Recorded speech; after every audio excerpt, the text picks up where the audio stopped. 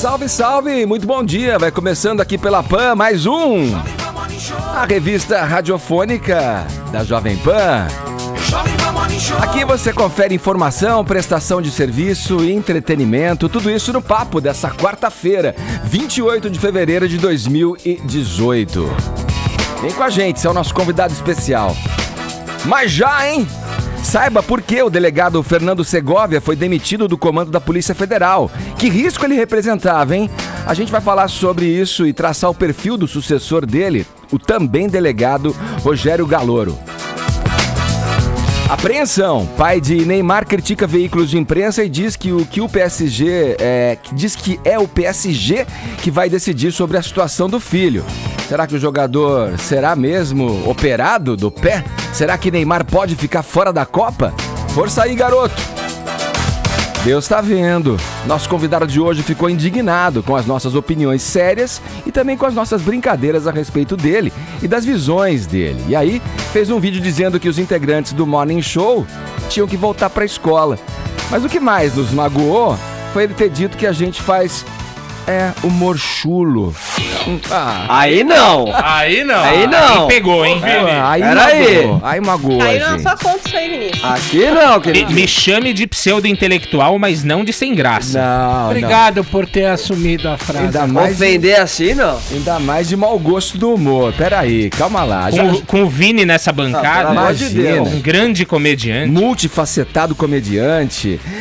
Já a gente vai receber aqui de peito aberto o deputado pastor Marco Feliciano para uma entrevista de alto nível, claro, obviamente. Esses são os destaques do Morning que tá começando e você é o nosso convidado especial. Vem com a gente. Bom dia, Paulinha. Bom dia, senhor Edgar. O que temos aí? Hoje não poderia ser diferente, não é? Tenho certeza que vamos para os assuntos mais comentados do Brasil com a força do nosso Morning Squad e com os 511 mil twitteiros que seguem o deputado Feliciano. Hashtag Feliciano no Morning. E eu sei que vocês têm aquele meme, eu sei que vocês têm aquele gif, a gente tá esperando aqui. Hashtag Feliciano no Morning. E é isso aí, você interage também aqui no Morning Show pelo nosso WhatsApp, mandando mensagens em áudio ou em vídeo. O que você acha que tá por trás da demissão do Fernando Segovia, hein? Do comando da Polícia Federal. Mande pra gente sua opinião. Por quê? O que conspirou para a derrubada, né, deste que era aí o nosso diretor da Polícia Federal, comandava a Polícia Federal. Mande pra gente mensagens 11 931 17 1009. O que, na sua opinião, está por trás da derrubada de Fernando Segovia do comando da Polícia Federal? Estamos aguardando a tua mensagem. No decorrer do programa a gente ouve. No mais, você pode assistir tudo o que acontece neste programa de rádio em imagens pelo nosso aplicativo da Jovem Pan, e o portal jovempanfm.com.br, o nosso canal youtube.com/morningshowjp e as mídias sociais. Estamos no Instagram, também no Facebook, temos um perfil com muito conteúdo extra por lá. Passe no nosso perfil do Face, deixe o seu joinha que a gente fica bem feliz, tá bom? Todos convidados a passarem a próxima hora e meia colados aqui na Pan, porque o Morning tá só abrindo as portas nesta quarta-feira, que promete ser quentinha.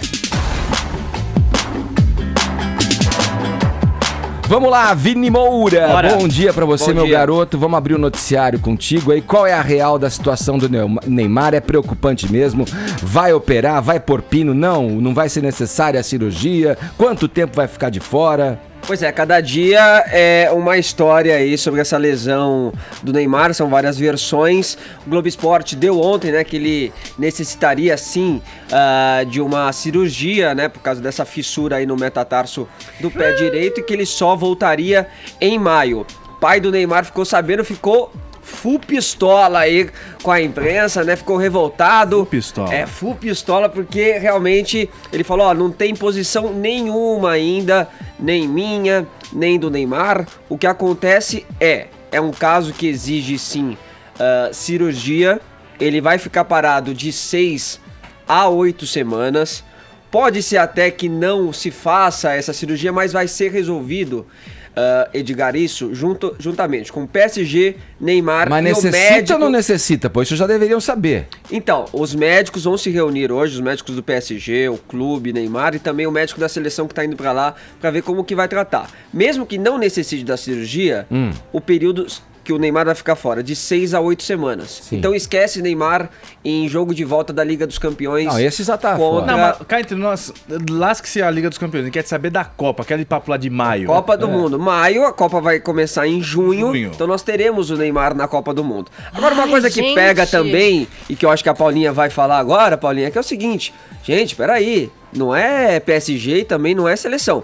É a saúde do Neymar que tá em jogo. Então, a saúde do Neymar, a gente quer essa saber da decisão Copa. tem que Vai. ser o melhor para o Neymar, primeiramente. Depois se pensa Claro. em PSG Não, e isso depois se com pensa certeza. em seleção brasileira. Mesmo porque ele tem uma carreira ainda pela E frente. mesmo porque isso tudo dá esse alarde porque é o Neymar, porque a lesão dele, tudo bem, não é uma Lógico, lesão se fosse simples, eu, ninguém deve mas tá tem nem lesões muito mais graves. Não, com né? certeza. Rompimento Muito de mais, ligamento de muito mais. joelho. Não foi uma fratura que o Neymar, Exato, exato. sofreu. Mas vamos ouvir a palavra então do Neymar pai, que ontem deu entrevista para a ESPN, estava um pouco exaltado, mas conseguiu dar aí algumas novas informações importantes sobre essa lesão.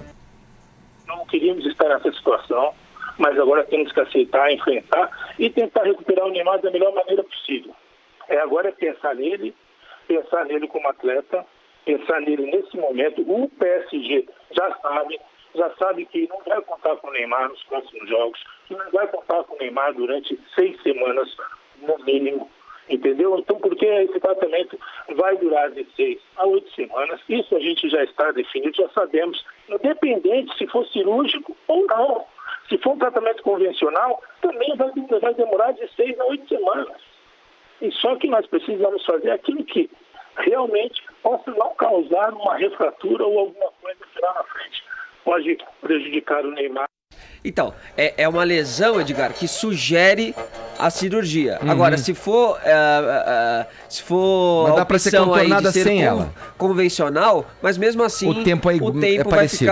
ficar parecido. Então acho que a cirurgia até vai ser melhor aí pro Neymar, para ter uma pronta a certeza de que, recuperação, a certeza, e aí ele vai estar já em maio totalmente recuperado e vai estar junto com a seleção brasileira na Copa do Mundo. Edgar. Assim esperamos. Tomara que o time não viva também espero. da Neymar dependência, Eu tô- mas nós, torcedores, vivemos da Neymar dependência, Tite. Eu sou o que estou mais apreensivo. O que você vai? Tem um plano B? Eu não tô nem dormindo. Tem um Edgar. plano B? Não, Nenhum B? nenhum. Nenhum, Tite? Jesus, apenas Jesus.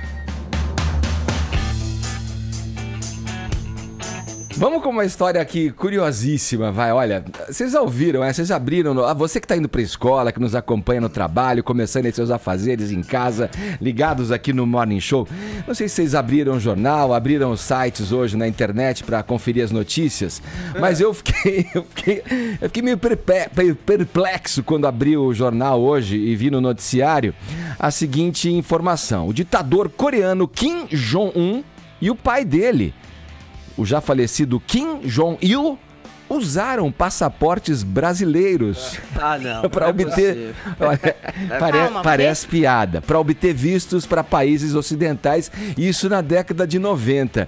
Ô Caio, você acompanhou essa história certamente. É uma história que chega a ser risível mesmo, porque. Pelo fato de ser brasileiro, De passaporte? tão não? inusitada, como assim? O Kim Jong-un, o ditador, né? O cara que tem o cabelo mais estiloso no mundo comunista, no mundo socialista. Tem o Brasil no Tem o DNA? Brasil no DNA, pelo menos no passaporte. Vamos lá, Caio, esmiuça O cabelo pra gente. mais estiloso ainda é o da Paulinha. O dele pode ser o segundo mais estiloso. Essas informações Contém ironia, né? Sou eu que tô berrando ou meu fone que tá alto? Não sei. Realmente, eu vou abaixar, então, É vai o lá. seguinte, ô Edgar, as informações estão um pouco truncadas, agora ficou baixo demais. Porque uns dizem, aí ficou show, valeu. Uns dizem que o Kim Jong-un e o Kim Jong-il, pai dele, queriam visitar a Disney. Outros dizem que eles fizeram isso porque o pequeno Kim Jong-un queria tomar Coca-Cola no McDonald's. Não se sabe ainda ao certo A o que que era. motivação. A motivação. Na mas o época fato dessa é- foto da Disney, chamou muito atenção também, né? Ele na Disney. Não, eu só tô brincando com você, Edgar. O negócio é o seguinte, a agência de notícias Reuters publicou Mas ele foi pra ontem- Disney, na Europa. Ele foi mesmo. Tem na França, tem em Paris, Sim. né? Mas o negócio é o seguinte, ele foi... A agência de notícias Reuters publicou ontem as fotos de 2 passaportes. A gente vai ver agora, para você que nos acompanha pela internet. O fofo Kim Jong. Esse é o Kim Jong-un quando ele era um Grande pequeno Kimzinho. garoto. Ele ainda é bem Sei. novão, né? É. Mas ele tá um pouquinho mais diferente, com uma cara de mais menino ainda. Isso é na década de 1990. A agência Reuters publicou essa foto e agora a gente vai ver o passaporte do pai dele, que é o Kim Jong-il, já falecido. Você vê que a ditador em cabeleira é o 2011. DNA familiar, né? O Sei. nome do Kim Jong-un, que é o atual ditador norte-coreano, no passaporte era Joseph Pwang. E o do pai dele, que é o que a gente tá vendo agora, é Yong Choi, morto em 2011. A emissão desses passaportes foi em 1996, 26 de 2 de 1996. A princípio, são 2 passaportes quentes. São passaportes com a princípio, com o carimbão ali da Embaixada Brasileira. Em Praga, né? Em Praga, né? na República Tcheca, exatamente. E também tem a assinatura ali do Antônio Souza e Silva, que era o conselheiro na época, na década de 1990. Agora vai se... E hoje ele é embaixador, né? Agora, em Mianmar. Vai se investigar qual que foi a real motivação. A embaixada, aliás, o Ministério das Relações Exteriores do Brasil disse que vai investigar quais foram as motivações e tal. A agência Reuters disse que eles dois pegaram de forma fria esses passaportes que a princípio são quentes para conseguir vistos para países ocidentais. Talvez à época o pai do Kim Jong-un, o já falecido Kim Jong-il, estava planejando traçar uma rota de fuga, conhecer países prováveis por onde eles poderiam escapar, já que se tratava de um ditador naquela época e continua dessa mesma forma, mas o pai dele não poderia prever o futuro, né? Então estaria tentando, talvez, traçar um plano de fuga ou então só experimentar uma Coca-Cola no McDonald's americano, não se sabe ao certo. Mas o fato é que a embaixada da Coreia do Norte no Brasil não quis comentar esse caso. Então fica a dúvida, o que você acha, hein, Paulinha? Era pra provar uma Coca, pra ir num Cinemark, pra visitar a Disneylândia na Flórida? Tá muito esquisito isso daí. Deixa- Deixa... que todo mundo consegue um passaporte, né? Deixa eu Ou saber, pra pronto, visitar o com- Celso Camura e cortar o cabelo Cortar o cabelo. recentemente do pequeno Kim Jong-un. Aqui na internet estão falando que ele tinha uma barraquinha de capa de celular na 25, a gente não tava sabendo disso. O pessoal fica especulando várias teorias. Queria vir comer um pastel Eu vim comer um pastel aqui. de flango. Flango. Tô zoando, Ô, deixa eu gente, saber mas com o Tonholi. não Hoje, escrevem ouvindo uma reportagem a respeito do assunto no Jornal da Manhã, Tonholi, o problema é que o Brasil é um país, nesse caso, né, o problema seria, né, que o Brasil é um país miscigenado. Por isso a facilidade, porque aqui a gente tem de todas as raças, de todas as origens. O Brasil foi o país que recebeu mais imigrantes, acho que do mundo, né? Então teria já essa facilidade, somado ao fato também de uma via burocrática também não tão complicada para a confecção desses passaportes. Você vai nessa linha de pensamento também? Segundo a Interpol, o passaporte mais caro no mercado negro é o passaporte brasileiro extraviado, custa 50 mil euros. Passaporte brasileiro no mundo do crime é uma dádiva, é uma pérola, exatamente por conta da miscigenação. Brasileiro tem cara de todo mundo. De todo mundo. Você encontra nas ruas brasileiro com cara de árabe, com cara de oriental e por aí vai. Sim. Então é uma pérola, sim. E eles compraram passaporte brasileiro porque ninguém desconfia de passaporte brasileiro, porque brasileiro tem cara de todo mundo. Vale lembrar que o irmão do Kim, que foi assassinado pelo próprio Kim, quando ele tentou sair fora da Coreia, ele usava um passaporte da República Dominicana, porque a República Dominicana também tem uma miscigenação muito parecida com a brasileira. Então, a resposta é sim, a miscigenação. O assunto agora é política nacional. Vou falar aqui uma coisa com vocês. Aliás, além dessa notícia do passaporte brasileiro do Kim Jong-un, outra coisa que me chamou a atenção no noticiário é a notícia que eu vou dizer agora, porque a gente pode acusar os políticos de Brasília de tudo, menos que eles deixem que a gente entre no tédio aí, porque cada dia é uma nova que pipoca no noticiário. Por que eu tô falando isso? Ontem houve uma decisão surpreendente. O chefe do recém-criado Ministério da Segurança Pública, o ministro Raul Jungmann, demitiu o delegado Fernando Segovia do comando da Polícia Federal. Tonholi, eu quero ouvir você, mas vamos com Trindade primeiro, com como essa notícia repercutiu em Brasília. Trindade, vamos lá, temos aí o fato. Como isso caiu aí? Como uma bomba? Como uma estratégia? O que você diria pra gente? Bom dia pra você aí na capital do poder. É isso aí, já estamos aqui no Planalto Central do país. Muito bom dia, Edgar, bom dia a todos. Olha, Edgar, você conhece aquela frase assim, já foi tarde?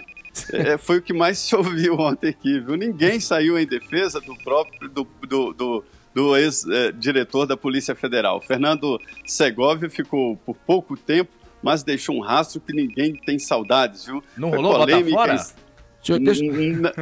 Não, ele ficou surpreso, até o próprio Daiello, o Segovia ficou surpreso.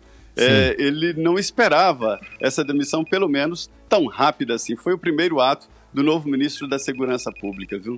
Ô, Tonholi, aí, vamos lá, quero o teu comentário a esse respeito. Te surpreendeu essa demissão? Já era esperada? Não, já era esperada. Quando os policiais começaram a ligar ontem à tarde para avisar a queda do Segovia, obviamente foi atrás das informações, né? Obviamente, o Segovia, ao ter dado aquela entrevista à agência Reuters, falando que o Temer não merecia ser investigado nas questões da Lava Jato e da Rodrimar, o que aconteceu? Ele tomou 2 chamadas. Ele foi chamado no gabinete do ministro Barroso, que falou que ele poderia ser afastado. E 5 dias depois, ele foi chamado no gabinete da Raquel Dodge. O que falaram pro Temer? Olha, se você continuar mantendo um diretor da Polícia Federal que está se indispondo com o STF e com a Procuradoria-Geral da República, vai sobrar para você depois que acabar o seu mandato. Você vai ter esses caras como inimigos. Então, tira esse cara. Agora, sobre o novo, o Galoro, que é o novo diretor da Polícia Federal, algumas coisas. Ele foi o diretor-geral da Polícia Federal quando o Leandro Daiello era o diretor da Polícia Federal. Ele tinha um cargo chamado Direx, que é diretor executivo. Os policiais me contam que ele é um homem que odeia a imprensa e que não gosta muito de conversar com as pessoas. Ele costuma se isolar, fechar a porta do seu gabinete e falar: não me encham. Agora, uma questão que é bastante incômoda. O Segovia, assim que caiu, andou falando que ele ia contar por aí o quanto o deputado da base do Temer, o Carlos Marum, vinha sondando ele para ter novidades sobre a Lava Jato. Sim. Ficava o tempo todo. Segundo o próprio Segovia confessou ontem. E aí? Tem novidade da Lava Jato? Tem novidade da Lava Jato? Curiosamente, o Marum, o deputado Marum, apoiou cegamente a nomeação do Galoro. O Galoro vai ser muito discreto, porque ele não gosta da mídia, não vai dar tanto na cara que, no fundo, querem derrubar a Lava Jato, porque, no fundo, a gente sabe que é isso.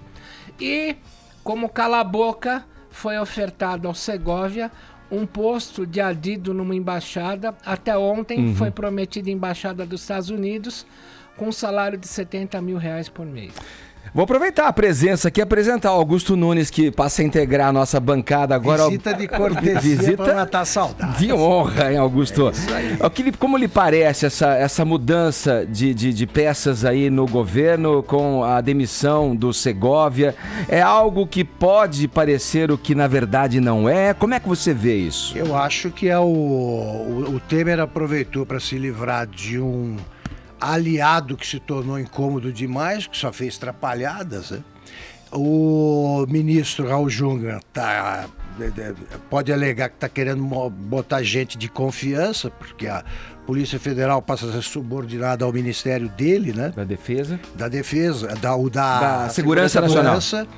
E eu acho que o Segovia só fez atrapalhadas desde o primeiro momento. Ele assumiu mal, ele administrou mal, ele era mal visto por todas as entidades que representam os funcionários da Polícia Federal, delegados, agentes, tudo. Então ele estava marcado para morrer. A criação do ministério foi a oportunidade para se livrar de um cara que você traz como aliado, aí ele vira mais uma pedra no teu caminho, é melhor remover. Tanto que esse levante dos delegados da polícia foram o que motivaram, né, essa demissão dele. A Polícia Federal hoje, até porque ela é dividida em grupos, como sabemos, ela é ingovernável. Não adianta você querer controlar a Polícia Federal, porque se você paralisa um grupo, o outro investiga. Sim. Não adianta. Não adianta. Vamos lá. Agora, eu achei muito boa a definição dada pela primeira página da Folha hoje para o novo diretor, né? Ele é técnico e vaidoso. Aí você lê a matéria inteira, você não sabe por que ele é chamado de vaidoso. E vaidoso. Nem que roupa ele usa. E não muito afeito à política, não fala vaidoso, muito. É um tremendo defeito. Né? Coisa terrível. Zé Maria Trindade, a tua linha final sobre esse assunto aí. Pois é, olha, Edgar, o novo diretor da Polícia Federal é mesmo técnico, a surpresa foi imediatamente, né, na criação. Ele muda o perfil da Polícia Federal. Me disse um ex-ministro da Justiça que os 2 pontos mais difíceis de administração no Ministério da Justiça seria a Polícia Federal e a FUNAI em primeiro lugar. Olha, o Rogério Galouro, ele já foi adido policial em Washington e participou, inclusive, da representação brasileira na Polícia Internacional, e isso deu uma experiência muito boa na área de segurança pública. Ele é dos novos, né? Ele tem 22 anos de Polícia Federal, entrou em 95 e é de São Paulo, de Votuporanga, né? Então esses novos aí, eles têm uma pegada diferente. Dizem também que ele fortaleceu muito a Lava Jato, por isso o seu respeito entre os colegas. Olha, Edgar, eu queria dizer aqui que foi aberto ontem o processo contra o deputado afastado Paulo Maluf, que está preso aqui na Papuda. Ele ainda não foi cassado. Mesmo assim, o suplente dele já assumiu. O Jundiabe, ele tem problemas com a Lei Ficha Limpa, foi enquadrado em 2014 por improbidade administrativa. Ele é acusado de desvio de dinheiro no transporte e alimentação. Então, ele é inelegível, conseguiu ser candidato a deputado e terá problemas futuros aí com relação à Lei Ficha Limpa, mas ele não terá o mesmo fim, é diferente de Paulo Maluf, porque ele não tem nenhuma ação na área penal. Então, o Jundiabe vai ficar deputado definitivo aí por esses últimos meses, né? Com a cassação provável de Paulo Maluf. Ele é diferente e não vai para a cadeia porque não tem nada na área penal. É apenas um ficha suja, se isso for apenas. É isso. Obrigado, Trindade. Um abraço para você. Bom trabalho aí em Brasília. Pois não. Vamos lá, Paulinha, essa aqui também é boa, hein? A filha de um cara, para quem não faltaram milhões e milhões de dólares, está aí decretando falência. Essa é a prova de que não tá fácil para ninguém, né? Não tá fácil para ninguém. Quem é essa moça, queremos saber? Lisa Marie Presley, a filha do rei. Você tá brincando. O que você imagina? Com todo da spoiler, filha de Elvis Presley, você imagina o quê? Que ela tá bem pra vida, com todo né? o spoiler de Graceland. Pois é. Parece que tá muito mal o negócio na vida dela. Ela tá devendo 16 milhões de dólares. Caramba, como assim? Isso porque ela ficou devendo imposto, então tem imposto aí pra pagar, tem problema hipotecário, casas que comprou, enfim, tá tendo que pagar essas coisas. Tem 500 mil dólares devendo no cartão de crédito. Ixi. Alega que... Por 500 mil dólares no cartão de crédito, velho. Tá bom pra você, Caio? Caramba, como é que eu gasta, tenho um problema né? desse. Que cartão de crédito é esse, queridos? É. O nosso bloqueia com R$2.000. Mas tá devendo pra tudo que é lado. Isso é o que ela alega. Além disso, ela também disse que tem muito problema com droga, a vida inteira lutou contra as drogas, vício em cocaína e que, inclusive... Agora, no final do casamento dela, ela teve que ser internada diversas vezes e que esse também seria um custo alto.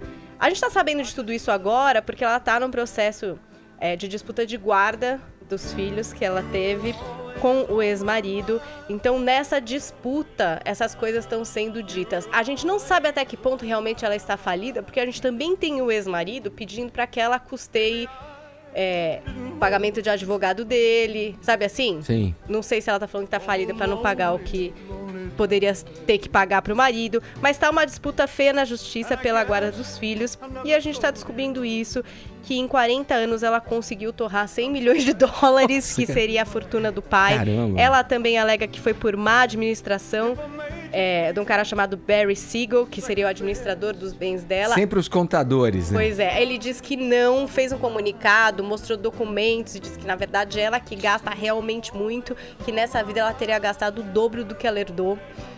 E assim, segue o jogo. Você achava que se jogasse na Mega Sena da virada e ganhasse 120 milhões de reais, a sua vida estaria resolvida. Você vê que paralisa Marristo num grande problema, Edgar. E nesse momento, Elvis the Pelvis revolve sua pelvis, né, na tumba, né? Porque uma mulher que gasta toda essa fortuna... Quer dizer, os parâmetros aí também, né, estão mais do que perdidos, Ela né? pode estar quebrada, mas eu duvido que ela tá comprando margarina pro café da manhã, porque a manteiga custa mais cara. Não tá. Olha aqui esse Elvis Presley aqui para nos acalentar nesta manhã de quarta, agora 10 horas 28 minutos, horário de Brasília.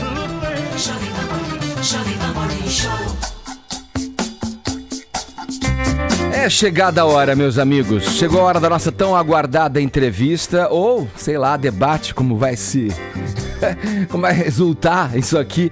Como queiram, hein? Pra quem pegou o bonde andando, vou explicar algumas coisas aqui. Na segunda-feira, a gente comentou um vídeo do deputado Marco Feliciano, em que ele explica de uma forma peculiar até, o que tá por trás da ascensão da cantora drag Pabllo Vittar. A Paulinha, inclusive, apresentou aqui o resumo do conteúdo desse vídeo e em seguida a gente fez comentários sérios e brincadeiras também sobre a opinião do pastor e sobre a própria figura do pastor Feliciano. Na terça-feira, ou seja, mais conhecida como ontem, nós levamos ao ar um segundo vídeo no qual o parlamentar se mostra indignado com o que a gente falou aqui no programa e recomenda que os integrantes do Morning Show, volte para a escola. Bom, vamos lá. Dito tudo isso, eu apresento aqui e dou as sinceras boas-vindas ao nosso convidado dessa manhã de quarta-feira, o deputado Marco Feliciano. Seja bem-vindo ao Morning Show. Muito obrigado, Edgar. Bom dia a todos os ouvintes da Rádio Jovem Pan. E vamos ao... Como é que foi que o Caio falou aqui nos bastidores? Lavar roupa suja? Vamos lá, sempre em alto nível. Vamos tentar assim manter um nível bom dessa conversa aqui, para inclusive ajudar a elucidar as coisas para os nossos ouvintes. Eu gostaria que o senhor reproduzisse, até em função do que eu acabei de dizer, de uma forma resumida, sucinta, vá lá, o que o senhor disse lá naquele primeiro vídeo, né, sobre o Pabllo Vittar, e na sequência também nos conte o que da nossa fala o perturbou, o indignou tanto. Bom, primeiro sobre o Pabllo Vittar, eu não tenho nada contra a pessoa dele, né? Aliás, eu não conheço nem a música dele, eu vivo em um outro mundo, né? Mas eu tenho muitos seguidores nas mídias sociais, vocês assistiram meu vídeo, devem ter visto aí quantas pessoas me seguem, e as pessoas perguntaram o que eu achava da ascensão de uma pessoa que até ontem era um ilustre desconhecido, de repente alça aí altos voos através das luzes da ribalta. E eu falei sobre um pensamento político, né? Na política nós não temos inimigos, nós temos adversários. E existem duas bancadas que são antagônicas dentro da Câmara dos Deputados. E eu falei que possivelmente, né, assim como a grande mídia já fez isso uma vez, pega uma pessoa, um ilustre desconhecido, e coloca ele em evidência, e de repente, da noite para o dia, a pessoa se torna um deputado federal. E eu falei que, segundo algumas informações extras, né, um passarinho verde me contou que haveria desejo da grande mídia em criar uma bancada que viesse ser representante natural desses pensamentos progressistas, tal. E eu chamei a atenção do meu público, chamei a atenção dos meus eleitores, para que não caísse no engodo. Deputado, o senhor acha razoável o deputado acreditar em passarinho verde? Primeiro, essa questão que eu coloco. E independentemente da tua visão e sobre família, o senhor deve concordar que existe uma discriminação, é fato, né, contra os gays. Ele só não respondeu o que tanto indignou na nossa fala posterior. Sim. É que ele me interrompeu, eu achei que meu horário tinha sido... Eu achei que você tinha parado mesmo. Não respondeu. É que como deputado, eu sou limitado por tempo, né? Então a gente é rigoroso no tempo. Não, é ótimo, porque a gente dá uma dinâmica boa. Eu agradeceria essa dinâmica. Então veja, sobre a questão que me indignou. Bom, eu fui chamado aqui de nazista, debocharam aqui da minha sobrancelha, né? Fizeram uma apologiazinha apontando um norte como se eu fosse um homossexual enrustido, etc. e tal. E também que eu sou um ilustre solitário em qualquer festa que eu vá, né? Então isso me deixou um pouquinho indignado, eu tenho muitas pessoas que me seguem, e tudo isso na minha ausência, né? O que é pior. Bom, por isso que o senhor está aqui para a gente... que você fala de uma pessoa, é interessante que a pessoa esteja perto. Boa, por isso que o senhor está aqui para a gente colocar as coisas nos devidos lugares. Só um minuto, Tonha, deixa eu só completar a pergunta que eu estava fazendo, eu vou passar a bola. Independentemente, eu vinha dizendo da sua visão sobre a família, o senhor deve concordar que existe uma discriminação, é fato isso, contra os gays no Brasil. O senhor concorda primeiramente com isso? Discriminação contra tudo no país. Exatamente, contra tudo. Hoje eu já não sei mais se é uma discriminação contra gays ou se é uma discriminação contra os heterossexuais. Como eu disse naquele vídeo, você nascer homem ou nascer mulher hoje é como se você pertencesse a uma classe inferior, a uma casta inferior. Você se sente ameaçado com isso? Isso não sou eu que me sinto. Os valores tenho uma da visão família. global. Os valores da família completamente estão distorcidos e transtornados. O senhor consegue ver algo de positivo na ascensão dele dessa forma, levando em consideração esse pensamento? O senhor consegue ver algo de positivo, sendo que o país é um país que mais mata homossexuais, mais mata travestis? Há controvérsias nessa história, há controvérsias e muitas. Eu sou um profundo estudante disso, porque em 2013 eu alcei voo lá na Comissão de Direitos Humanos e fui criticado, aliás, apanhei na rua, apanhei em aeroporto, por pessoas que me diziam que eu era preconceituoso. Então eu me aprofundei no estudo. Mas o senhor também bateu em muita gente, deputado. Nunca bati em ninguém, nunca levantei um dedo para ninguém. Não, bater eu digo verbalmente. Não, eu apanhei literalmente. Eu apanhei dentro de aviões. Inclusive virou piadinha em muitos jornalistas, em muitos programas de rádio. Eu apanhei literalmente e sempre fiquei quietinho.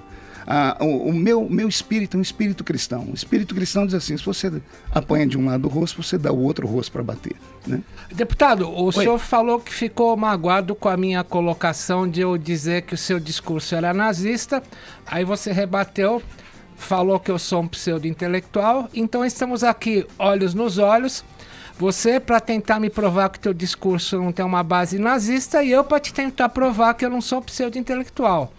Queria lembrar, quando eu falei no nazismo, eu queria te deixar muito claro, eu falei discurso nazista quer ter como inimigo aquele que é diferente. O senhor deve saber muito melhor que eu, que antes de matarem judeus nos campos de concentração, os nazistas, as primeiras cobaias que eles usaram para matar são testemunhas de Jeová.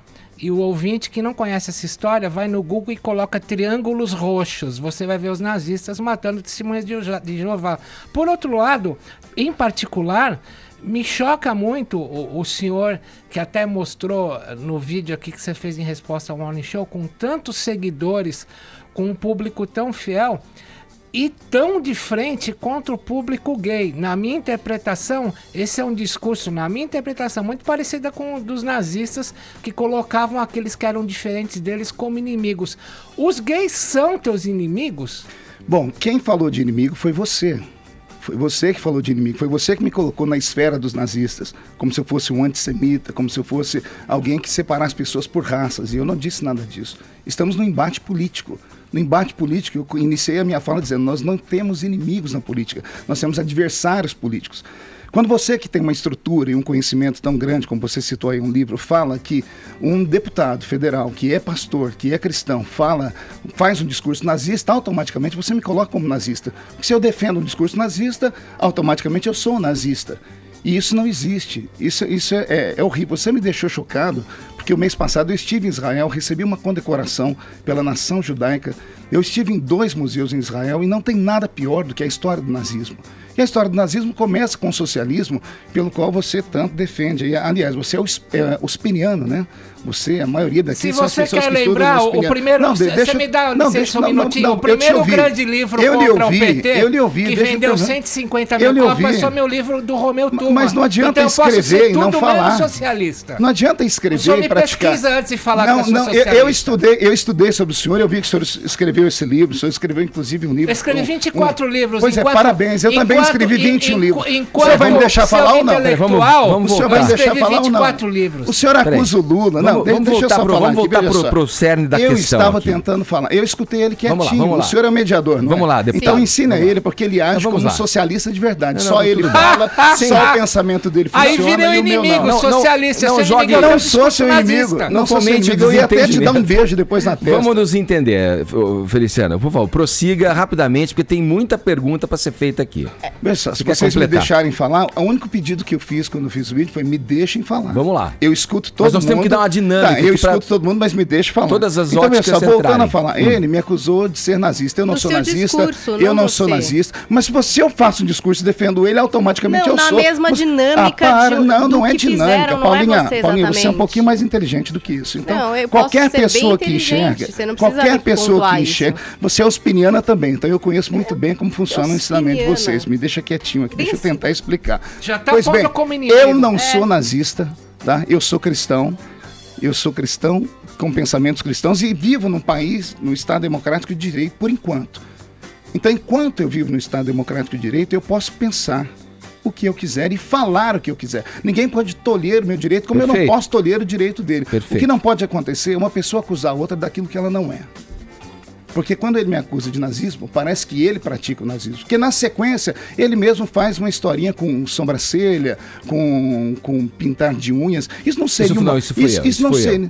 Foi uma brincadeira coletiva ali, até que eu usei os nossos personagens. Quando vocês fazem, é brincadeira. Quando outra pessoa faz, é preconceito. Onde está o limite disso? Então, quando alguém acusa uma pessoa disso, ela está sendo tão nazista quanto. Porque o nazismo também matou gays. O nazismo, ele trucidou pessoas. Sim. É o maior horror, é a maior mácula na história da humanidade. É a maior mácula na história da humanidade. Vamos lá. Eu queria perguntar o seguinte, além do deputado Jean Willis, que aliás eu acho um parlamentar de 5ª categoria, só para registrar, quem mais faz parte da bancada LGBT? Na verdade, veja só, as pessoas confundem muito. Não existe bancada nenhuma, a não ser bancadas partidárias. Existem frentes parlamentares. Então, mas o senhor acha que pode surgir numa eleição só? Não, já existe um grande número de deputados que defendem a causa LGBT. O pessoal do PT quase todo, o PCdoB, o PSOL... Quem pensa de forma progressista. Oi? Diferentemente dos conservadores, quem pensa de forma progressista. Exato. Mas eu só quero deixar bem claro aqui que não existe nenhum preconceito contra o gay. A minha luta sempre foi com ativistas gays. Ativista. O ativista é diferente do gay. O ativista é aquele que ganha do governo para isso. E a briga deles comigo foi porque eu sequei os cofres deles quando eu fui presidente daquela bendita ou maldita Comissão de Direitos Humanos, que nunca teve nome antes de mim e depois que eu deixei, desapareceu a Comissão de Direitos Humanos. A Comissão de Direitos Humanos, ela ajudava, como todas as comissões da Casa, enviam o norte para que o orçamento anual da União seja destinado para algumas coisas. E a Comissão de Direitos Humanos da Câmara era usada somente para o movimento LGBT. Eram 10 milhões de reais por ano para 257 ONGs, que ninguém sabe o que era feito com esse dinheiro.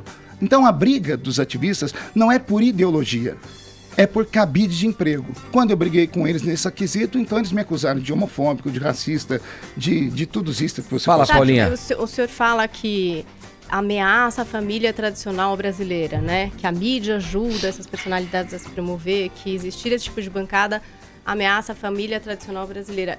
E eu falei aqui no programa, e uma das coisas que você falou, eu não consigo entender como que ameaça, porque para mim a família tradicional brasileira é todo tipo de família. Não, o senhor não considera isso? Que envolve amor...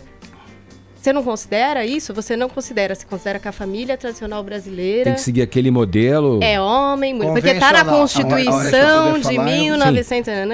Veja só, Paulinha, para a gente entender o que eu falei naquele momento, nós temos que voltar aqui na escola de Frankfurt, na Sociedade Fabiana. Teria que citar aqui 1 milhão de pensadores de esquerda para chegarmos aqui. Teria que falar para você que dar uma aula sobre Antônio Gramsci. Só entendendo tudo isso, você vai chegar onde eu cheguei, que é a desconstrução da família tradicional, da família civilizatória. É claro que eu não sou idiota nem ignorante, eu vivo num país onde nós temos famílias plurais. Só que essas famílias têm um nome, arranjos familiares. Eu cresci numa família de arranjo familiar, eu não tenho o nome de pai no meu documento. Quando eu cortava cana na escola, vocês já estudavam em grandes escolas. Então, eu também sofri preconceito. Sofri preconceito de outras formas e talvez piores do que todas as pessoas podem passar. E eu venci. Venci porque mesmo habitando dentro de uma família não tradicional, dentro de um arranjo familiar, eu tive referências. Quando eu falo da destruição da família, eu não falo da destruição apenas do pai, mãe, homem e mulher. Eu falo dos costumes. Eu falo daquilo que deu história ao início da civilização. Então, quando as pessoas falam de forma superficial, como por exemplo, quando acusam o Estado é laico, mas nós não vivemos num mundo onde só tem um Estado. Temos o Estado, temos a nação, temos a sociedade, e todos esses três nascem do pilar da família tradicional, da família civilizatória. Quando você começa a estimular divórcio, quando você começa a estimular gravidez independente, quando você começa a abrir mão de princípios, que são os primórdios, os pilares da sociedade, a sociedade nossa foi fundada naquilo que nós falamos que é o moral judaico-cristão, você pode sim jogar toda uma nação dentro de um colapso. Ô, Feliciano, mas olha, o ativismo, só um minutinho, o ativismo, você coloca do ativismo, né? Ah, existe um ativismo, não é contra o gay, mas é contra o ativista. O ativismo só existe por uma necessidade. Se o mundo fosse um mundo ideal, onde todas as diferenças fossem respeitadas, o ativismo não faria sentido. Concorda comigo? Tem outra coisa que você coloca, que é a questão da religião professada através da política. A gente entende e é notória, a tua figura é a comprovação de que a fé é um grande ativo político, né? Você se refere à questão da tua presidência, você está à frente da Comissão da Verdade. Existe, na minha opinião, aí um erro estrutural de todas as bancadas que defendem esse assunto ou aquele assunto, que de forma até informal, porque isso não está previsto na Constituição, tem que haver uma bancada. Você, como representante do povo, tem que defender direitos mais amplos. Você focar isso só simples e pura e simplesmente na visão religiosa, eu acho que é uma limitação grande. A minha pergunta aí é um pouco mais sobre a questão de como você trata e leva a sua vida. Frente a isso, frente à fé ser um grande ativo político e os templos das religiões neopentecostais pipocam muito à custa de dinheiros ali dos fiéis que acreditam naquilo, são crentes naquela função e propagam isso e alimentam isso. Como o senhor lida com a pecha, muitas vezes atribuída aos seus iguais, de mercadores da fé? O senhor concorda com isso? Como é que o senhor trata a fé como um empreendimento e faz dela uma política? Vamos voltar aqui desde o início, tentar lembrar tudo que você falou, porque você falou bastante coisas aí. Primeiro, eu estou num Estado democrático de direito. E no Estado democrático de direito, a beleza da democracia está exatamente na representatividade. E a representatividade me mandou para o parlamento. Quem foi que votou em mim?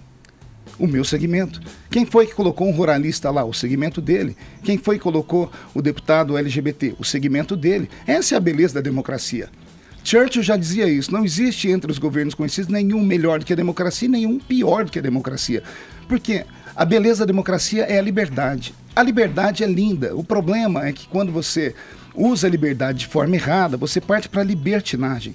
Eu posso não concordar com aquilo que você fala, mas eu vou defender o seu direito de falar. Mas como impedir a formação, deputado, de uma bancada LGBT? Não é impedir. Eu falei para o meu público tomar cuidado. Cuidado com aquilo que está acontecendo. Veja só, nós temos um país que foi governado por um partido progressista por 14 anos. E 14 anos nós vimos o que aconteceu. Então, isso é um partido corrupto. A corrupção com o progressismo, você não pode associar essas duas coisas. Veja só, é um mantra. Isso é como uma luva, é um Lula de verdade, são vários tentáculos. Deputado, só para não perder a chance, eu quero ressalvar, que diante do que falou o meu querido amigo Edgar, é o seguinte: se chama de progressistas os que apoiam isso? Não necessariamente. Eu sou progressista. Eu não tenho nenhum tipo de preconceito desse tipo, mas eu não acho progressista, por exemplo, a deputada Érica Cocai. Perfeito. Ela defende a seguinte tese: você precisa dissolver a família, é o que ela diz em vídeos, para mudar a sociedade, de capitalista para socialista. Eu acho que é doido. Perfeito. Dissolver a família, inclusive, dando vazão ao sexo entre membros da família. Tudo. É o vídeo dela. Tudo. Então, ela defende o incesto, exatamente. Ainda bem que tem pessoas informadas, pessoas que participam da política de verdade, que não tem um mundo fechado. Assim é. Você falou sobre mercantilismo, né? Todas as religiões cristãs do mundo vivem de ofertas, dízimos e etc. e tal, né? Eu sou pastor de uma igreja de 200 membros no interior do estado de São Paulo, na cidadezinha onde eu nasci, em Orlândia. Eu construí a igreja com o dinheiro do meu trabalho, eu dei a igreja para a sociedade e eu dizimo na minha igreja, eu não recebo um salário. Então, quando você fala de pastores ou de toda a fé, é como se todos fossem iguais. Nem todos são iguais. Mas o senhor falando de bancada evangélica, o senhor não é bancada, eu disse frente evangélica. Frente evangélica. Deputado, o senhor falou uma referência aqui, você falou que genericamente nós estaríamos obedecendo ao estatuto do comunista italiano Antônio Gramsci, e depois você falou em socialismo fabiano, o que o Olavo de Carvalho, astrólogo e ex-muçulmano, costuma falar, por exemplo, do PSDB. Levando em conta que quem trouxe essas duas palavras associadas, você é um comunista gramsciano e pratica o socialismo fabiano, foi o Olavo de Carvalho, o que foi incorporado imediatamente pro discurso do Bolsonaro. Você tem alguma afinidade com Bolsonaro e com Olavo de Carvalho, já que você usou o bordão que o Olavo usa? Mas veja só, a cultura e o intelecto está aberto para todos, não apenas para uma figura. Olavo não é meu guru, Bolsonaro é meu amigo. E por que não estudar? Eu estudo todas as vertentes. Talvez essa seja a diferença de criar um estado crítico, uma mente crítica, o que não acontece nas nossas escolas. Principalmente nas escolas de cunho extremamente progressista, onde você só aprende uma vertente. Se você aprende sobre inúmeros que existem aí de esquerda, por que não aprender sobre Edmund Burke? Por que não aprender sobre Russell Kirk? Por que você não aprende sobre os outros lá? Então eu leio de tudo, tá? Leio sobre a Sociedade Fabiana, isso aqui não é mérito de Olavo, pelo amor de Deus. Mas o professor Olavo, que você chamou de astrólogo, de ex-muçulmano, é talvez hoje uma das mentes mais elucidadas dentro da política mundial, não apenas brasileira. Eu admiro, assim como admiro o Bolsonaro no seu quesito de ser nacionalista, de ter de ser uma pessoa que hoje representa essa revolução da direita no nosso país. Gancho, aliás, não existe, a direita não existia no Brasil até um pouco tempo atrás. Se existia, estava escondida, né? O senhor citou o Olavo de Carvalho como um dos seus mentores? Não, eu não citei, você disse não, isso. Mas você... Não, eu disse que leio, assim como leio tudo. Tá, então eu leio até seguinte, ninguém é perfeito, exatamente. Né? A questão é a seguinte, o Olavo de Carvalho, aí vem uma pergunta pontual para o senhor de outro tema, costuma se jactar, ficar orgulhoso de aparecer com armas nos vídeos e falando que ele adoraria matar ursos. O que o senhor acha do cidadão portar arma, já que o senhor é um religioso e o cristianismo propugna a paz antes de mais nada? Bom, pois bem, cidadão portar armas na rua, eu sou extremamente contrário. Mas o homem ter uma arma dentro da sua casa para poder defender a sua família, eu sou aberto a apoiar. Explico, você citou agora há pouco aqui o massacre dos judeus, né? Como é que alguém consegue matar 6 milhões de pessoas? Leia a história toda, você vai ver que começou com o desarmamento. Você tira a arma das pessoas, é assim que o comunismo age. Outro argumento do Olavo de Carvalho. Não, isso é história, isso é história. Stalin fez isso, Hitler fez isso. Não é argumento de Olavo, isso é história.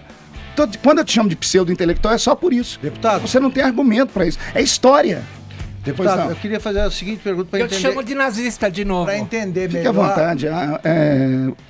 Ouvir a sua diarreia verbal me alivia muito. Deputado, eu queria, para entender melhor o projeto de poder da frente evangélica, que evidentemente existe, é normal que seja assim. Digamos que a bancada é o que os evangélicos cheguem ao poder no Brasil, assumam a presidência. Nossa Senhora não é cultuada, né, pelos evangélicos. Ela continuaria sendo, é para entender mesmo como é que seria o comportamento dos evangélicos. Continuaria a ser padroeira do Brasil, o 12 de outubro seria feriado religioso nacional, ou o senhor é contra isso? Só para entender. Direitos adquiridos não se mexem. Nós estamos num país plural. Nós não vamos governar para uma igreja. A igreja evangélica não tem pretensão de chegar ao poder como igreja, como instituição. As igrejas evangélicas nem unidas são.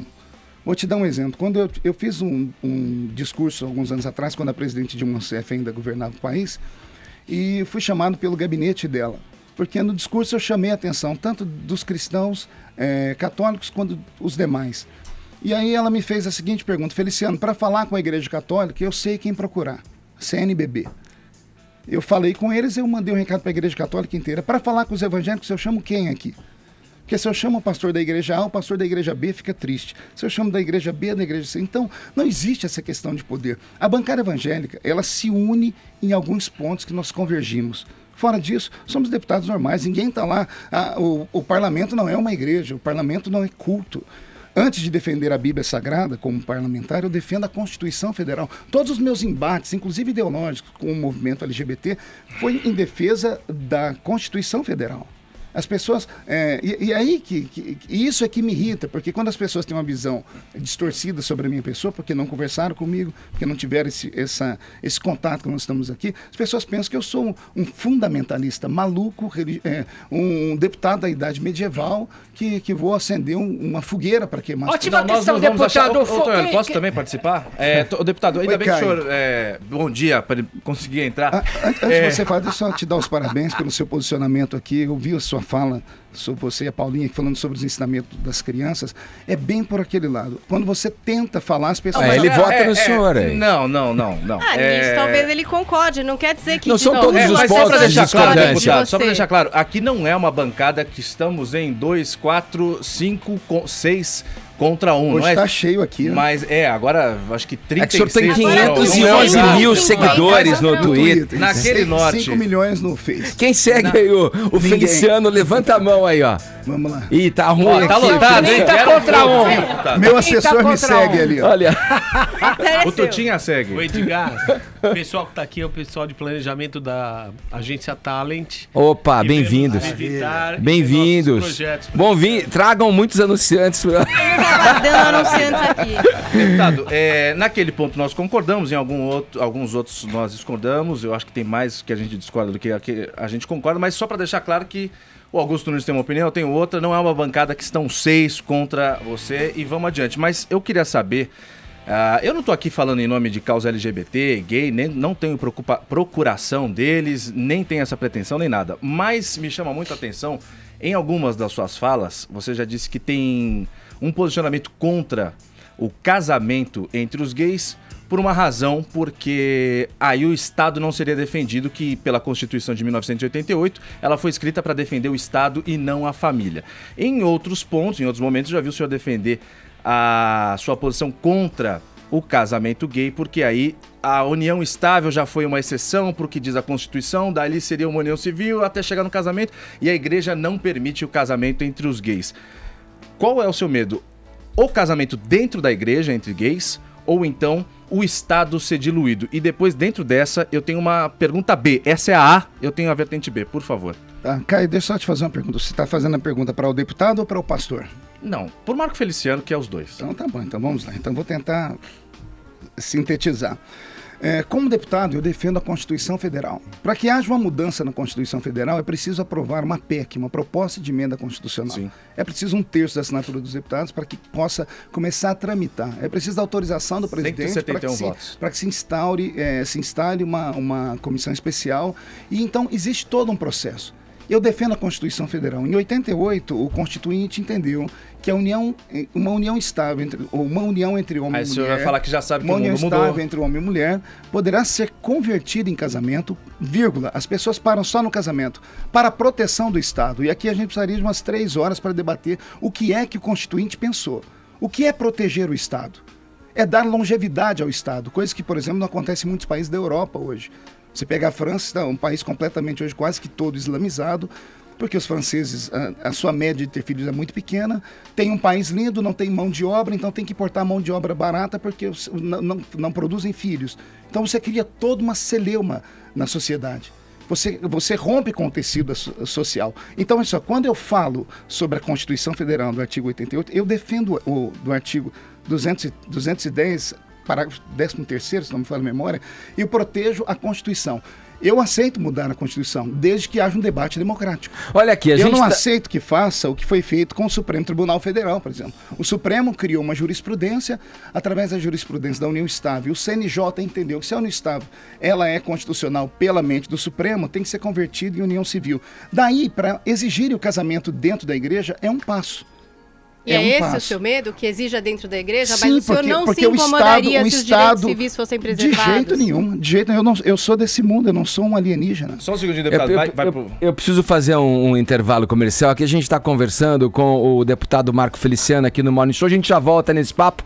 Agora 11 em ponto, horário de Brasília. Vamos lá, Paulinha. Tamo de volta com o nosso Morning Show. Hoje recebendo aqui na bancada o deputado Marco Feliciano. Vamos lá, Paulinha. Como tá a nossa hashtag aí, hein? Não poderia ser diferente. Estamos entre os assuntos mais comentados. Olha aí, que beleza. Muitos fiéis na nossa participação aí no Twitter, não? Como todo o Brasil, estamos naquela polarização entre pessoas que são time Feliciano, pessoas que são time gays, pessoas que são time... enfim... Tá todo mundo dividido. É esse Brasilzão maravilhoso, a hashtag Feliciano no Morning. Você pode continuar participando e acompanhando o programa aqui pelo Twitter. Vamos lá, ficou pendurada a parte B da pergunta do Caio. Retoma, por favor, Caio. Bom, antes da gente sair pro intervalo, você que tá acompanhando o Morning Show, ligou o rádio agora, eu perguntei pro deputado Marco Feliciano que tornava ele tão contra o casamento entre pessoas do mesmo sexo? Um acuio de curiosidade, deputado. Não estou falando o nome deles, nem tenho a menor intenção disso. Bom, primeiro porque não houve a mudança na Constituição Federal. Se um artigo da Constituição é rasgado, a Constituição inteira pode ser rasgada e isso coloca em risco a existência do Estado democrático. Mas na Constituição nos fala, é proibido o casamento entre pessoas do mesmo sexo. Prevê o casamento entre pessoas de sexos diferentes. Só mas pode não se fala. Se tornar casamento. Assim como na Bíblia tem, não. Não mistura as coisas. Constituição é uma coisa, vou chegar lá. Né? A Constituição diz... Só pode se tornar casamento a união de um homem e de uma mulher. Só isso. A Constituição Mas isso não é impeditivo, né, deputado? Se o senhor quisesse de fato defender uma bandeira, o senhor poderia argumentar, querer uma emenda constitucional, alguma mudança. Pois é, para isso a bancada LGBT deveria ter que apresentar uma PEC. Cadê a PEC do casamento gay? Não tem. Nem o deputado BBB, que eu me recuso a dizer o nome dele, que está lá em Brasília, apresentou uma PEC para haver o debate. Esse é o problema. O movimento LGBT, como é um movimento de minorias e extremamente forte, extremamente articulado, tem que tirar um chapéu para eles, sabendo que a bancada do Congresso não é dessa, desde sempre é extremamente conservadora, nunca apresentaram nada nem para o debate. Então, aliás, Feliciano, Supremo, deixa eu aproveitar aqui, o senhor está no segundo mandato, né, falando em propostas e tal. Fala um pouquinho dos seus projetos para a gente, que o senhor aprovou na Câmara, coisas que o senhor levou para serem discutidas e possivelmente aprovadas. Veja, eu tenho mais de 70 projetos apresentados, só que como no terceiro mês de mandato eu briguei com o partido que governava o país, e aqui é bom, isso aqui eu acho que é uma história que ninguém nunca contou no seu programa, isso aqui é um furo jornalístico para vocês. Bolsonaro, parece que esses dias atrás, foi levantar a vida dele, ele não tem nenhum projeto aprovado, a não ser a questão da urna, em 26 anos de mandato. Por quê? Simples. Todo deputado que vai contra a onda progressista, a onda que governava o país, recebe um X nas suas costas em Brasília. Nenhum projeto que eu apresente ou que eu relate é aprovado. Todos os Quais seriam? Ele fala de algum qual que você lamentou mais de não ter sido aprovado? O que eu mais lamentei de não ter sido aprovado foi um projeto que eu criei para que crianças negras com mais de 5 anos de idade tivessem prioridade na adoção. Crianças que estão lá no Instituto para ser adotadas, que tenham acima de 5 anos de idade, a pessoa que quer adotar, passasse na frente de todas, fosse menos burocracia para que essa criança saísse logo e fosse adotada. Nem esse projeto passou. O relator pegou e rejeitou o projeto, só porque tem o sobrenome Feliciano. Deputado, mas o senhor tem esse X nas costas? Tenho. Então acho que o senhor vai ter o bom senso nas próximas eleições não se candidatar. Se o senhor está de mãos atadas lá dentro... Mas quem disse que eu estou em Brasília só para aprovar projetos? O senhor está para fazer o que mais? Eu estou em Brasília para defender princípios, para defender o meu povo, para defender as pessoas que me colocam lá. Deputado... Veja só, se nós fôssemos aprovar projetos, em cada mandato nós temos 513 deputados, a cada 4 anos. Cada um apresenta no mínimo... Eu apresentei 70. Multiplique isso aí por 513, que é a média que os deputados apresentam, nós teríamos lá um sem número de projetos. O problema não é aprovar projetos. Que a o problema que o é pegar refere, os projetos que existem e fazê-los andar. Esse é o projeto. Essas bancadas que o senhor se refere, as progressistas, hoje em dia elas são minoria no mercado, no Congresso. O Congresso é talvez o Congresso mais conservador aí das últimas décadas. E eu sou culpado disso, você sabe, né? Em 2013, a luta que eu passei toda e trouxe a discussão da família à baila, se tornou uma coqueluche e nós saímos de 60 deputados, por exemplo, evangélicos, para quase 100. E a bancada católica aguerrida cresceu também. O que me admira é que o senhor não conseguia aprovar, é isso que eu estou dizendo. A gente não consegue por causa disso, porque esses projetos sequer andam. O presidente da comissão, que está lá na frente da comissão, ele tem a prerrogativa de colocar o projeto ou não para votar. Os meus projetos nem todos foram rejeitados. O presidente sentou em cima e não deixa votar porque eu tenho nome polêmico, o deputado tem um nome polêmico, etc. E tal. Vamos passar a bola para o Augusto Nunes. Augusto. Eu visitei há algum tempo aquela região da cabeça do Cachorro, na fronteira com a Colômbia e com a Venezuela, no nordeste do Amazonas. E conversei bastante com os militares, que são o que há de representante do Estado lá naquela região. Sem o Exército não existiria Estado. E o general que comandava toda a tropa quartelada lá me disse o seguinte, que eles atribuíam à pregação dos evangélicos parte do problema da difusão do alcoolismo entre as tribos indígenas, e eu explico por quê. Ele diz que a substituição brusca de deuses cultuados há séculos pelos indígenas, como o sol, a lua, quase sempre ligados à natureza, por um Deus que eles não compreendem bem, provoca um tipo de confusão mental irremediável. Essa é a tese dos militares. E aí eles dizem, o sujeito não compreende o que se passa, ele começa a beber, eles bebem de maneira diferente, né, dos ocidentais, do branco europeu. Eles bebem até ficar com aquele olhar vidrado ali. O senhor não acha que esse tipo de conversão, como foi a dos católicos na descoberta do Brasil, uma forma de autoritarismo, quer dizer, o senhor está tentando impor uma verdade a quem acredita em outras coisas há séculos. O senhor não acha que é uma violência? Não, primeiro, me estranha o fato de uma pessoa se converter ao meio evangélico e se tornar alcoólatra. Não.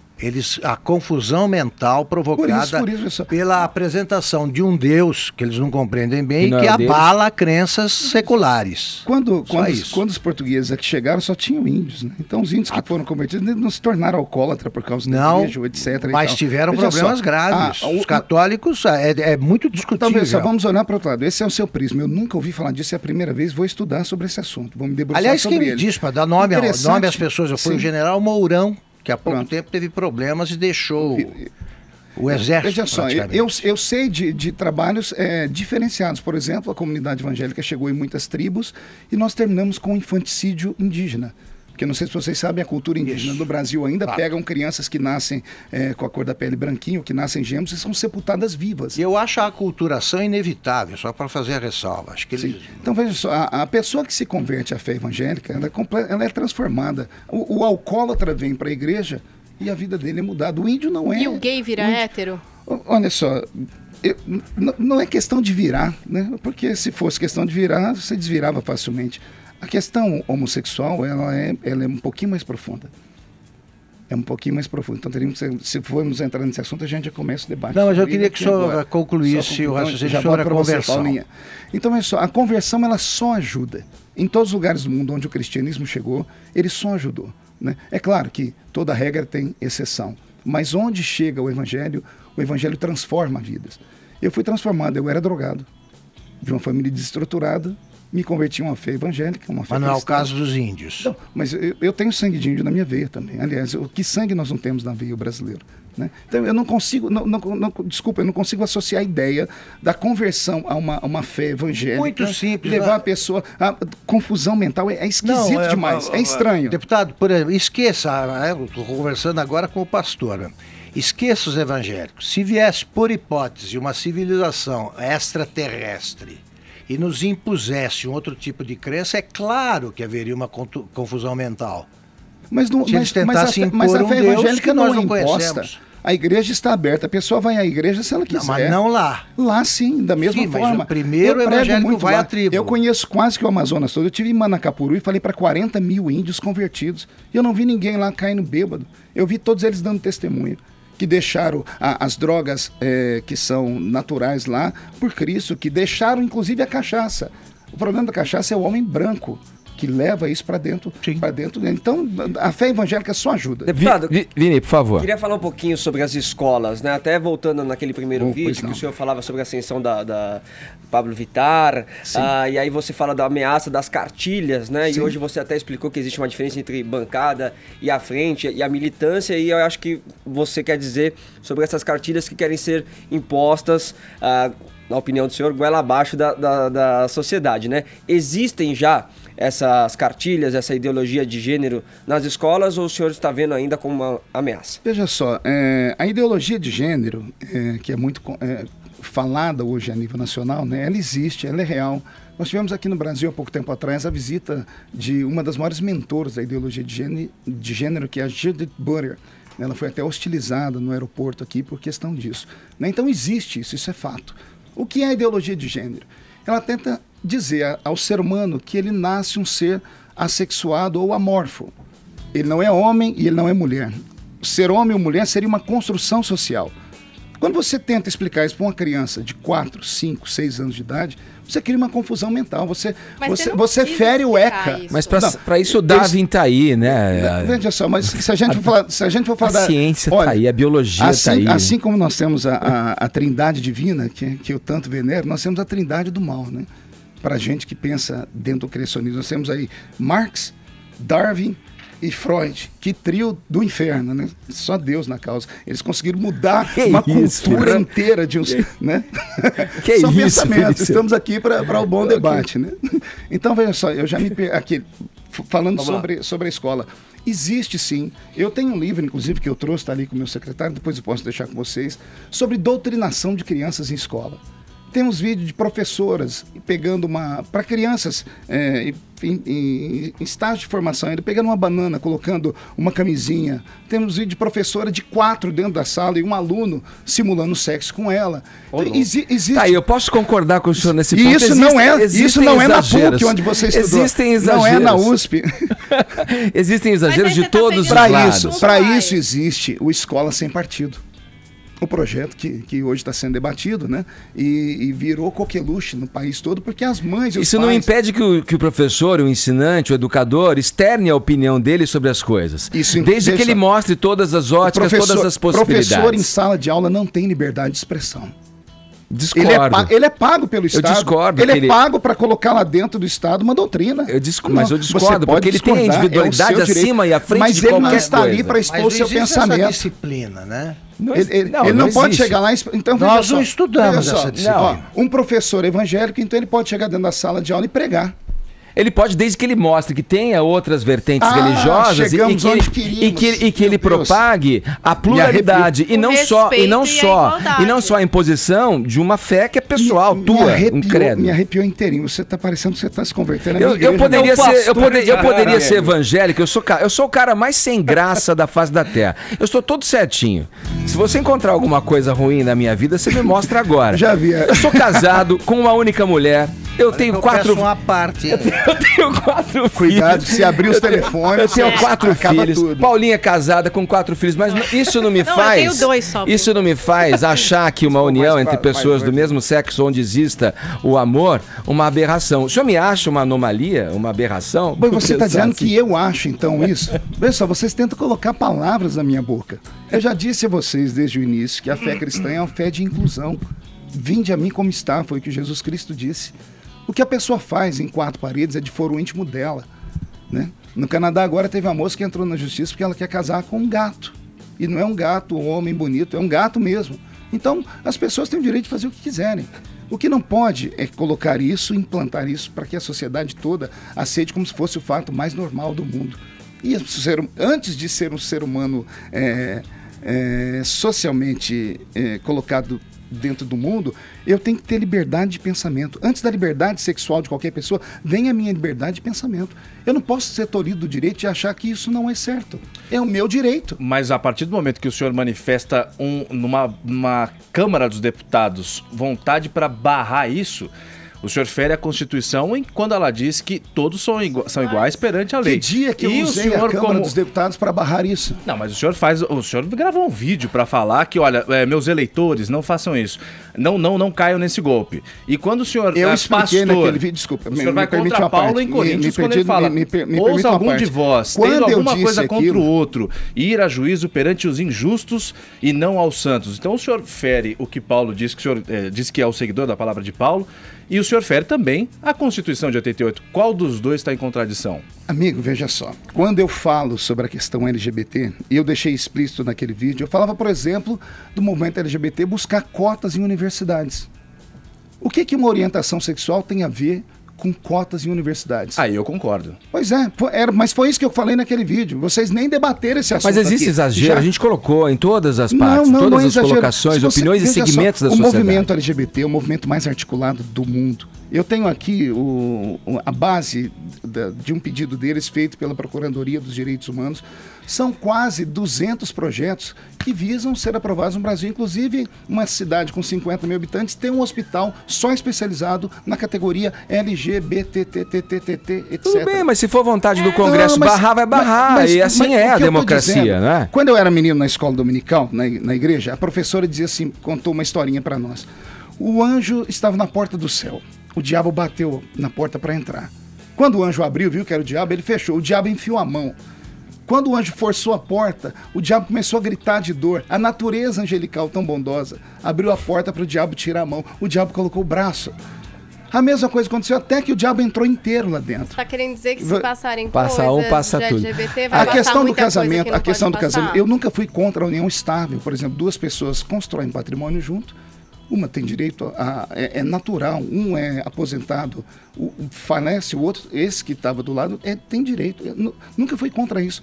O problema é que eu citei isso em 2012. Quando aprovar a união estável, automaticamente vai aprovar a união civil. Aprovando a união civil, pode chegar dentro da igreja e você cercear o direito de um líder religioso de exercitar a sua fé. Imagine se chegam duas pessoas numa igreja, dependendo nessa onda como vai, tudo é preconceito, e eu falo, olha, dois homens, eu não posso fazer o seu casamento porque eu tenho princípios bíblicos. A pessoa me leva na delegacia. A igreja, a senhora dizia, a igreja é dogmática. Eu posso terminar?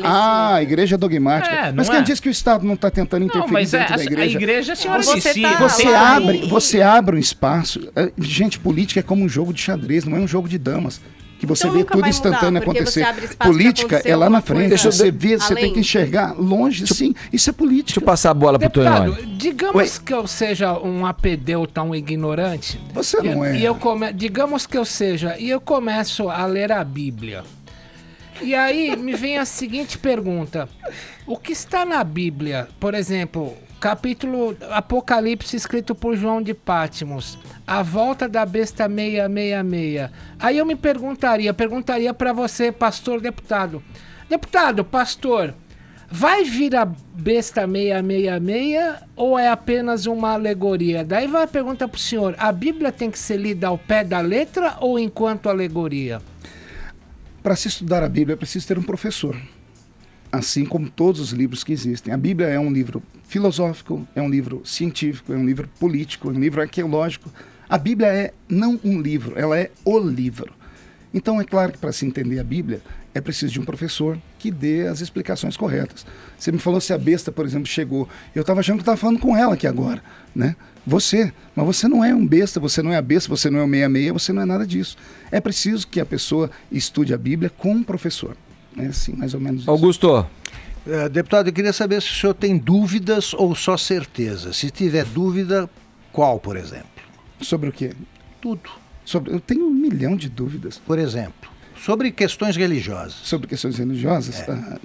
Como eu sou um líder religioso, eu não queria que os meus seguidores soubessem das minhas dúvidas, das minhas crises existenciais, porque todos têm. Lutero se trancava dentro do quarto e se martirizava, né? Todos têm. Porque conhecer Deus é algo muito profundo. Imagina o ser humano ter a passividade de falar assim, eu vou conhecer o Criador do universo. É uma loucura. A Bíblia diz que as loucuras de Deus são mais sábias que toda a sabedoria do homem, né? Deus não é mais fácil de entender, não? Não são vocês que complicam, não, o entendimento de Deus? Vocês não, eu estou falando aqui... Vocês religiosos, líderes religiosos. Você não é religioso, não? Você não é religioso? Eu sou espiritualista. Então você é uma maneira mais bonitinha. Não, mas eu queria que você respondesse a minha pergunta, porque acho que vocês complicam muito Deus. Nada. Eu tenho um livro de cabeceira. Deus é mais simples que isso. O problema não é Deus. O problema é o ser humano. É o uso que se faz dele, né? Não, o problema é o ser humano. Ninguém usa Deus. Eu não uso Deus. Você falando assim, parece que você me ofende. Você não era a minha intenção. Não é a sua intenção. Sim. Eu acho que só que se complica muito. Mas em que sentido? De forma estratégica. Diga. O quê? A figura de Deus, o que ele representa, a energia que ele propaga. Deus é amor, só que também é justiça. Deus é amor, só que também... As pessoas dizem assim, Mas a justiça dos homens? Eu acredito... Não, Deus deixou um livro, tem um livro sobre isso. Embora a Bíblia tenha sido escrita por homens, o autor da Bíblia é Deus. Pode ter mais de 40 escritores, mas o autor da Bíblia é Deus. Ele deixou os seus mandamentos. Ele explicou o que é que o ser humano tem que fazer ou não para levar uma vida, inclusive justa, aqui nesse mundo. Não é somente para uma vida transcendental. Mas as pessoas acreditam em Deus. Pode ser atualizado? As pessoas acreditam... veja só, fé e dogmas não se atualizam. A fé é a fé. Né? Eu não posso colocar Deus dentro do meu. Eu não posso relativizar Deus, Paulinha. Eu não posso relativizar Deus. Eu não posso relativizar a Bíblia e falar assim, bom, veja só, isso aqui. Antes as mulheres não podiam pregar e agora elas podem. Isso aqui eu aceito, isso aqui eu não aceito. Isso é cultura. Isso é cultura, são palavras de Paulo. Eu fico sempre com as palavras de Cristo.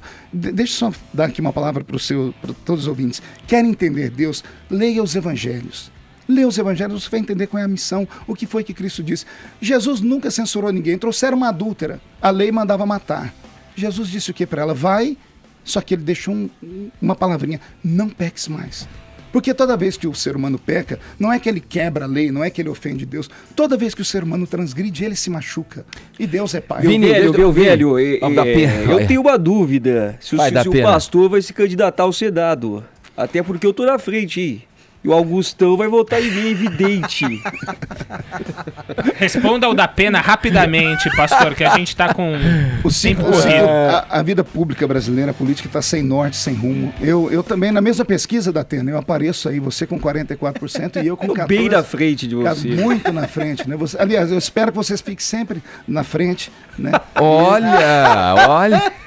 Eu não estou entendendo. Como eleitor, a Bíblia diz assim, tenha o seu próximo acima de si mesmo.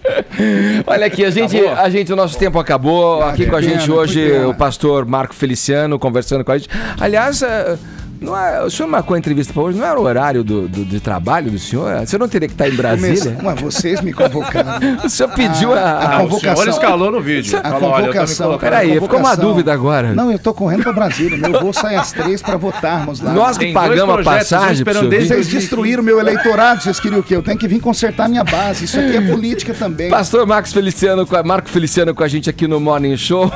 É isso, muito obrigado pela presença. Eu que agradeço. Aproveitando esse momento aqui, quero agradecer a toda a bancada, vocês foram muito cordiais, gentis comigo, desculpa alguma coisa. A gente é educado, a gente tenta. Mais ou menos. Há controvérsias. Ô deputado, rapidamente, quer mandar um recado pros ateus? Claro, Jesus te ama. Okay. Agora, 11h29, horário de Brasília. Bom, não temos tempo para mais nada. A movimentação aqui no estúdio, como você que nos acompanha por imagem pode perceber, aqui estamos finalizando agora anunciando o vencedor, o nosso tuiteiro fiel, que participa todo dia com a gente. Vai, que participou aqui com a hashtag Feliciano no Morning. Quem ganhou foi o Alan. Renato, eu vou falar com você aqui no Twitter, Alan. E chama mais o Augustão, velho, pro programa. É lógico, ele leva o nível, né, da gente. Inclusive, eu vou tomar um café com ele. Da Pena, não vai ter ganhador do WhatsApp, viu? Evidente que não, se não teve o WhatsApp não tem ganhador. Vamos fazer amanhã, então. Amanhã, evidente. Que horas são, da Pena? Agora 11h31, horário de Brasília. Tchau, velho. Muito obrigado pelo prestígio e pela audiência. Né? A gente volta. Gente, que vocês me quebraram hoje, hein? Todo dia assim. A gente volta amanhã a partir das 10 aqui na PAN. Que dado mesmo. Valeu, da Pena. Dá a mão aqui, prazer, viu? Democracia, né, velho?